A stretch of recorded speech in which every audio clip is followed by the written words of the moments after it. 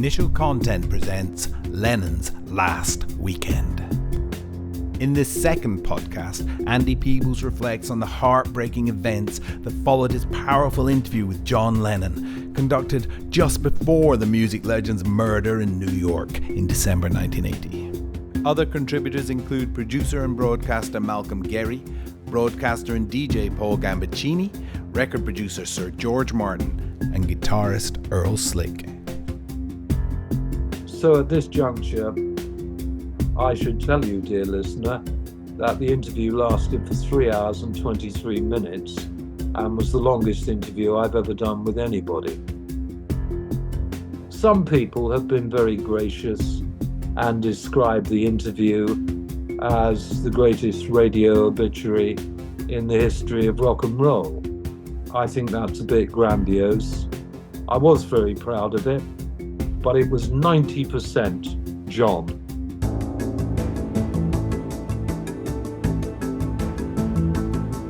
In December 1980, BBC journalist Andy Peebles flew to New York to interview the world's greatest rock star, John Lennon.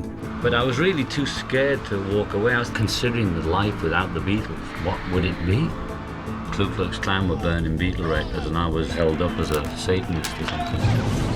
The point of the bed-in a nutshell, was a commercial for peace. During the interview, Lennon revealed many things he'd never spoken about before.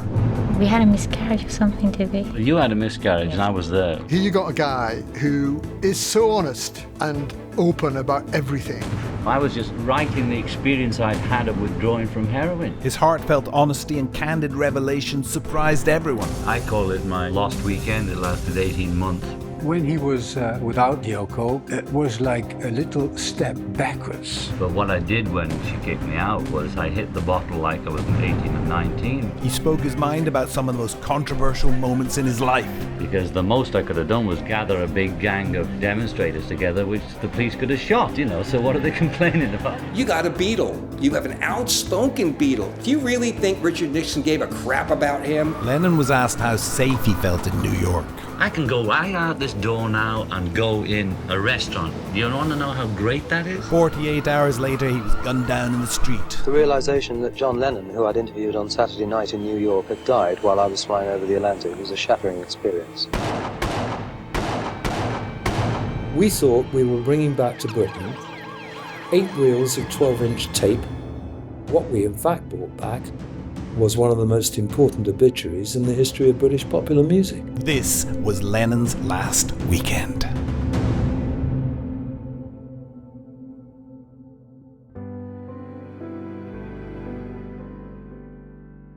After the interview and dinner at Mr. Chow's with John and Yoko, Andy picks up the story.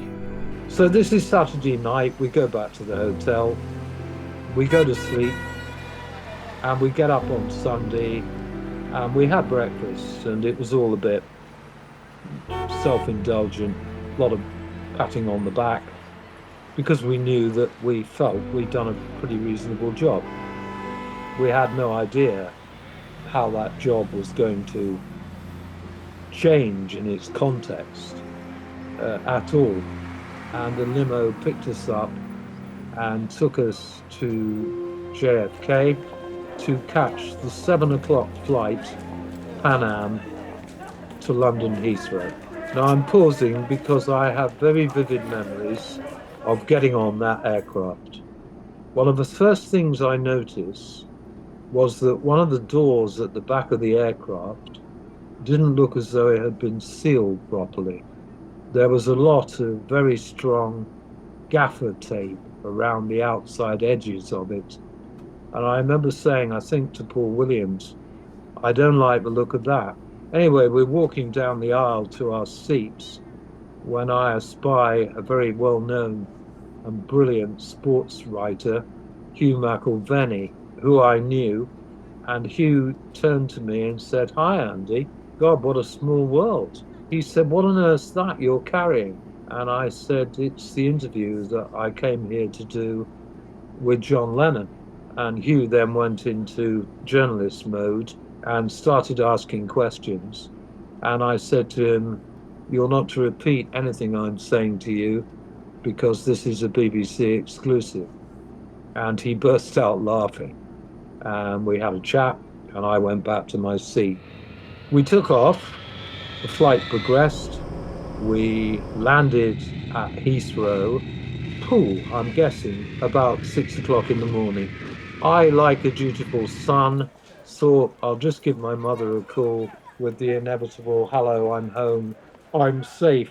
So Paul Williams and I, and Doreen Davis, all walked towards a collection of phone boxes with those old style phones with the windy wires that stretched. And we got our money out, and I phoned my mother's number, and she answered. And I said, look, I'm really sorry to have woken you up, but you did ask me to call you.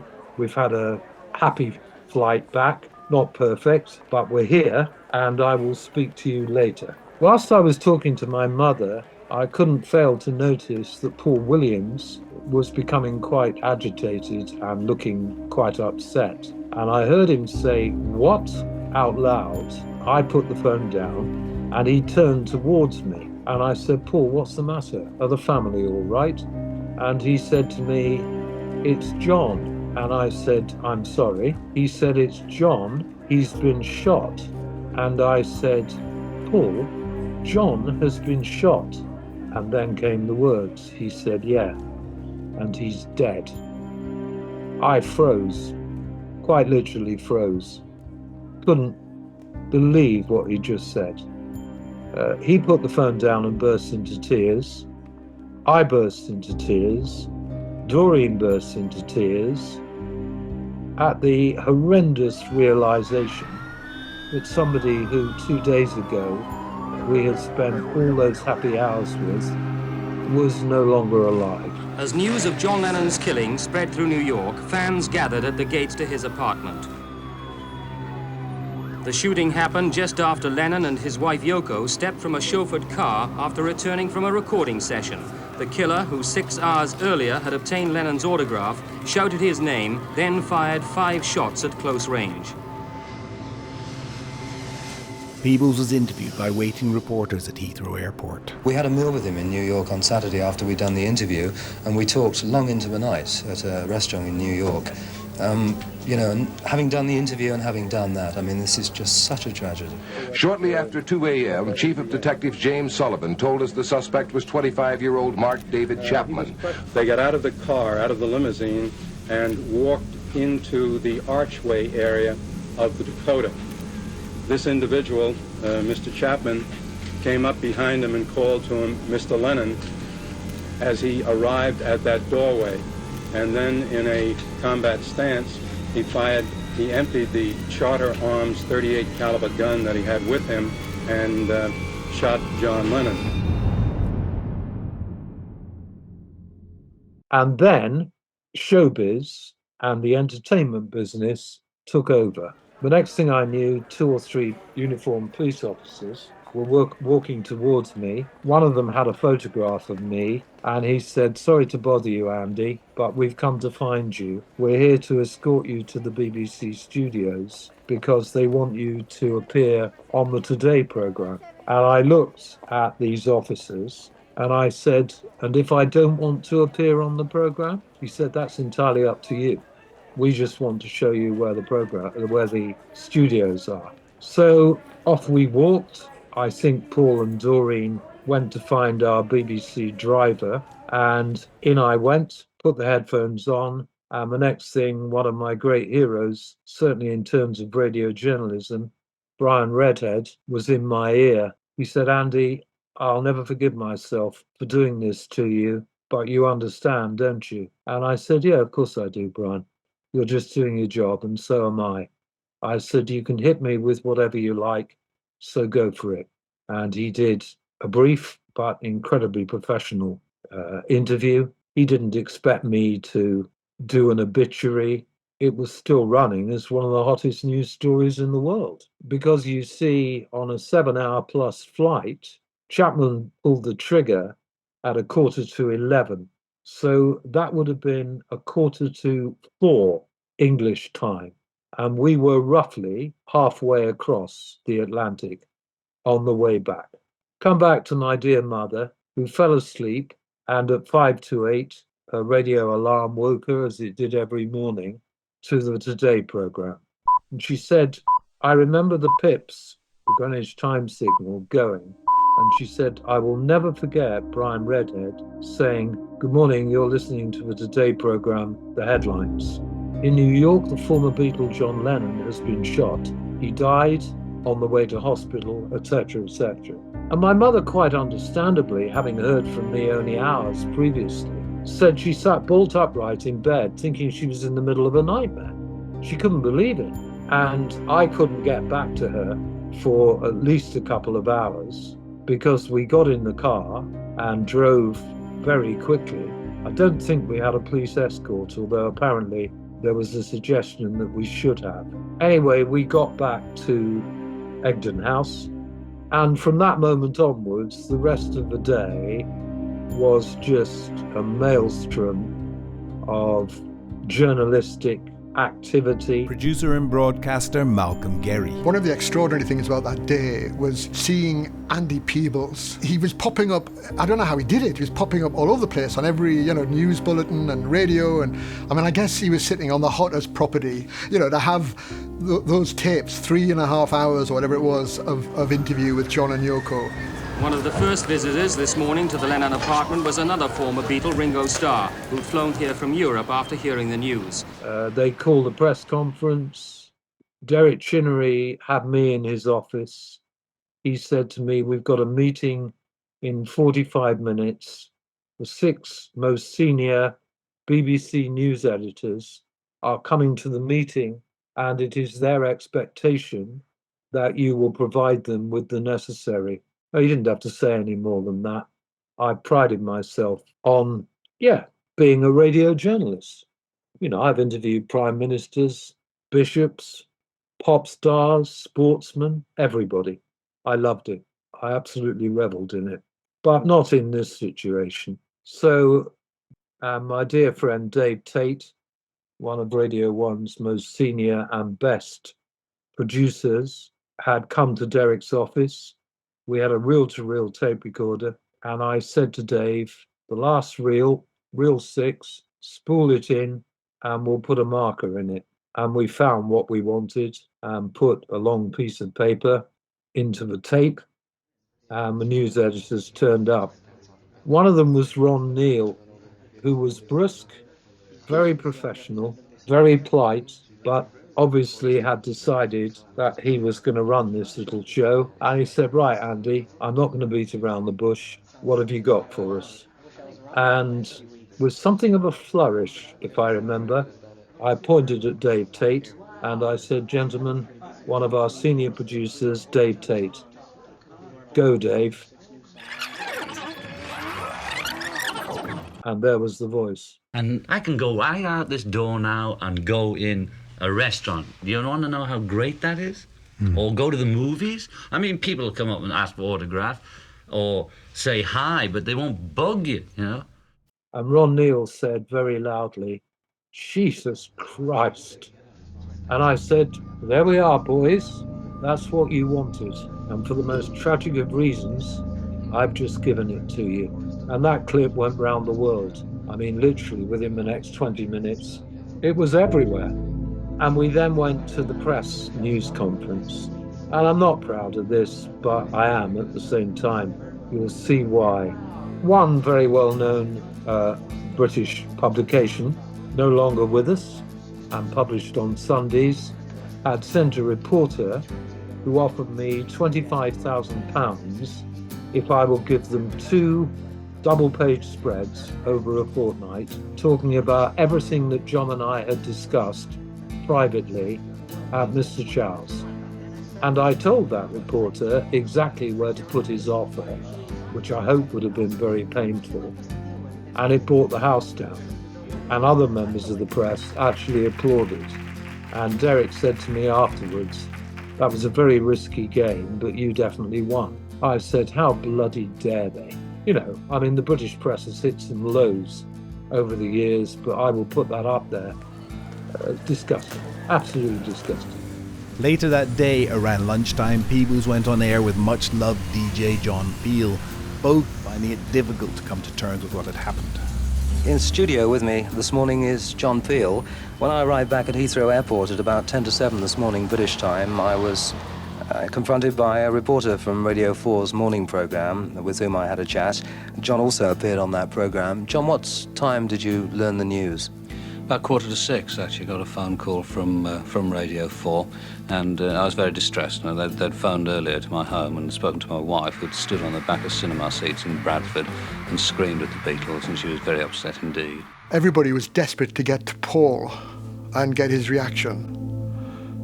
And they did. They got him coming out of a recording studio somewhere in London. What was your reaction to the death of John Lennon? I was very shocked, you know. It's terrible news. How did you find out about it? I got a phone call this morning. From whom? From a friend of mine. Are you planning to go in before the funeral? I don't know yet. Yeah. You don't know yet? Drag, isn't it? Okay, cheers. Bye-bye. Let's go. Bye, guys. Thank you. Go. Goodbye. I honestly don't think Paul meant it the way it was interpreted. The lad was obviously in shock, deep shock. Inside the Dakota apartments, Lennon's widow, Yoko Ono, remains in seclusion with the couple's 5-year-old son. Visiting overnight was Lennon's 17-year-old son, Julian, who flew in from London. Lennon's body was today removed from the New York City Medical Examiner's office at Bellevue. Ironically, it is at Bellevue where Lennon's accused killer, Mark David Chapman, is being held for psychiatric evaluation. Peebles then went on the BBC's early evening show, Nationwide. By now, the story was worldwide news. Andy, he sounded from your interview on Saturday as if he was in great spirits, was he? Yes, I think he was. I mean, as somebody who'd never met the man before and has always had him very much at the top, if not at the top of the list of people that I would like to interview, I found John Lennon, the man who'd been away from all of us for 5 or 6 years, in a fantastic spirit and a great frame of mind. Record producer Sir George Martin. He was seeking peace. I mean, he loved his fellow human beings, but he just wanted to have a respite from the hurly-burly of the showbiz world. And he actually said to me, he said, look, for the first time in my life, I don't have to do anything. By this stage, I mean, I was in some kind of, I was going to say dream, but it was a pretty weird and sick dream.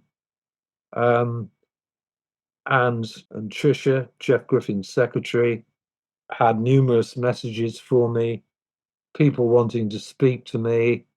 Could I appear on such and such a television program? I did a fair number. You got off the aeroplane this morning, having just returned from the interview. How did you feel when they told you the news? The realization that John Lennon, who I'd interviewed on Saturday night in New York, had died while I was flying over the Atlantic was a shattering experience. So we left there and I went back to Derek's office, and Derek had organised the car to get me home because in the interim, dear Michael Appleton, producer of the Old Grey Whistle Test, had phoned and said, will you tell Andy I need him to come to Television Centre this evening. We're doing a live tribute to John Lennon. It'll be hosted by Annie Nightingale. On to now a change of programme. A tribute by the Old Grey Whistle Test to John Lennon. And I'm sure that by now you've heard of today's tragic news of the death of John Lennon, shot outside his home in New York late last night. All we can try to do tonight is offer some kind of tribute to a man who altered millions of people's lives, mine definitely, and probably yours. Well, with me tonight I have Andy Peebles, who you may have heard this morning on Radio 1, the man who had the last ever interview with John Lennon. And you didn't actually know till you got off the plane, did you? No idea, and as I've said on a couple of times already today, it was a terrible shock, a dreadful thing to happen. We were so elated when we arrived in London, and it was just unbelievable news. Paul Gambacciini, also with this, what was your reaction?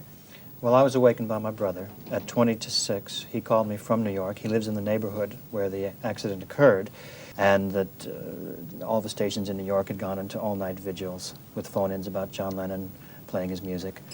And he just told me that it was taking on the aspect of the Kennedy assassination aftermath. It was affecting people that deeply. Yes. Andy, what did he, do you think, really feel about his comeback? And it is after 5 years.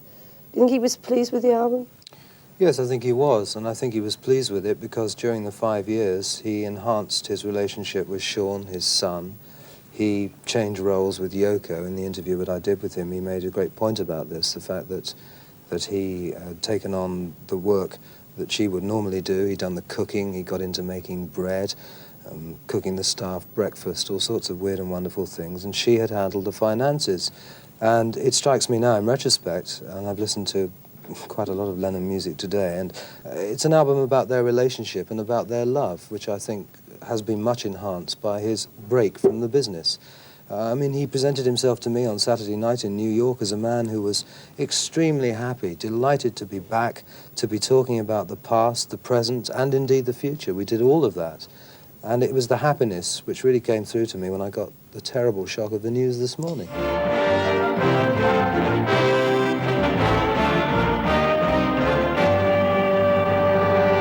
John Lennon's death has shocked people all over the world. Yugoslav radio played many of his records today. East German radio paid tribute to him for his anti-war work. His fellow Beatles were in a state of shock. Paul McCartney said today that he can't yet take in the news. He said, "John was a great guy who'll be missed by the whole world." George Harrison was tonight said to be stunned. He said that after all we went through together, I had and still have great respect for him. In Liverpool, John Lennon's birthplace, 20,000 fans attended an outdoor memorial concert, ending with prayers before the 10-minute silence. And can we pray for John's sake, for mankind's sake, and for God's sake, for peace? Give peace a chance. And then came an extraordinary phone call, and I picked the phone up and a voice said, "It's George Martin." And he said, "Andy, I'm terribly sorry to do this. This is probably the last thing you need." He said, "Are you free tomorrow afternoon at about 3 o'clock? And I said, "I can be." He said, "Would you come to our studios on Oxford Street? Because there's somebody that would like to talk to you." So I went, and George led me to the main studio, where sitting on a stool with a guitar in hand was James Paul McCartney, who got up, put his guitar down, came over, flung his arms around me, hugged me, and said, "I'm sorry to do this." And to my amazement, he said to me, "Well, our Andrew," he always called me our Andrew, he said, "It's simple, really. I asked you to come here so that I could ask you if you think John still loved me." And I looked at him and I said, "Of course he did. Why would you think otherwise?" "Well," he said, "there's been loads of stuff written and there've been stories and what have you," which was true. And I think they'd had something of a fallout. But it was touching for me, and at the same time, very, very sad.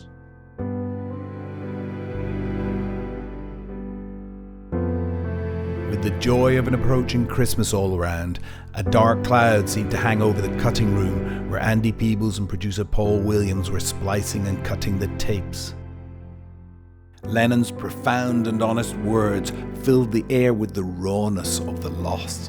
There's so many English programs on in New York, especially, that it's voyeurism. It's a sort of being in England without being there. It still obviously means a lot to you. You've got a memory for all the names. Do you ever get the itch to think, "Oh, it'd be nice to go back and have a look"? Oh yeah, but as I always say to any Englishman I meet, what do you think? It's going to vanish? It's not going to be there when I want to go back?